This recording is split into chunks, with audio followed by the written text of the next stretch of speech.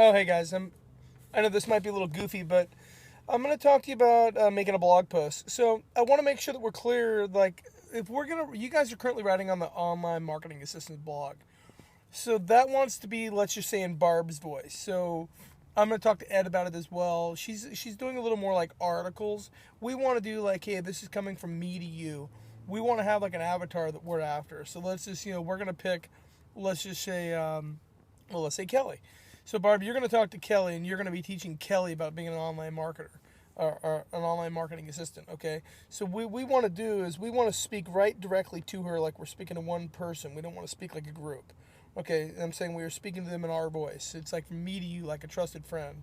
Okay, when we're giving them value and benefit and we're teaching them, and we want to be the one who shows them the way. So you want to be the one who shows Kelly, something so she'll remember it and tell other people.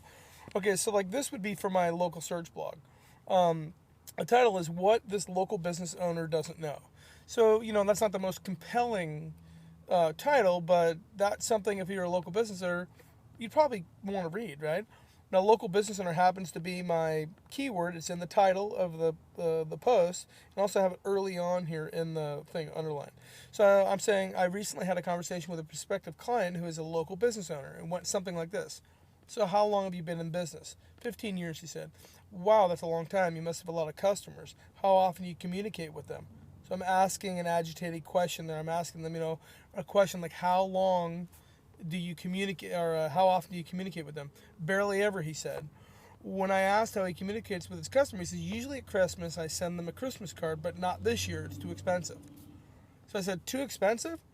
So he doesn't understand. Clearly, this guy doesn't understand the power of communication. How easy the internet has made it for us business owners. So what I'm doing there is I'm stating that there's a problem that he's not communicating, and he doesn't understand the how easy it is to communicate, and we're now going to give him the solution. The mere mention of a website to this prospective client brought shivers down his spine. The web doesn't work for me, not in my business. See, that's another objection. That's what a lot of people say. It doesn't work in my business, and I'm kind of answering that objection in this article.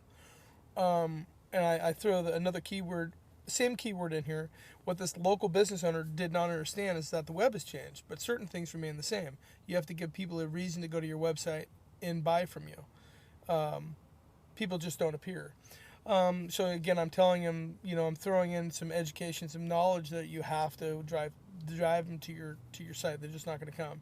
People expect you to be on the web and are looking for you. If you're not there, you cannot be found. Okay, imagine if you were a business in. Imagine if you were in business for 15 years and hundreds, if not thousands, of customers that know and love you.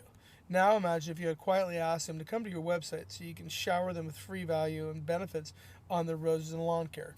Once on your website, you have put together a video or report explaining everything they need to know. So I'm educating and telling them this is what they need to do.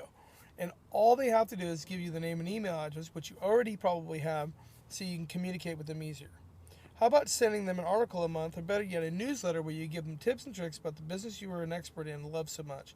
This would be valuable to your customers. They would look forward to receiving a newsletter and gaining benefit from your years of knowledge every month. So, that's kind of an ego thing, right? You've been in 15 years, you're probably an expert in your field. Everybody's going to this guy is going to be reading this saying, I do have all this knowledge that I can share with these people. What if you put a garden of the month in your newsletter or have a contest for your customers? Do you think they would be telling other people about this crazy landscaper who's giving away all his secrets? You bet they would. The internet and email makes it easy to communicate with your customers, giving them value and benefit. Giving them value and benefit gives you a reason to keep in front of them so they can tell all their friends and family about the best landscaper they know. Now let me ask you, how often do you communicate with your customers? For the best newsletter and lead capture service on the internet, visit www.aweber.com. So we're giving them the solution right there.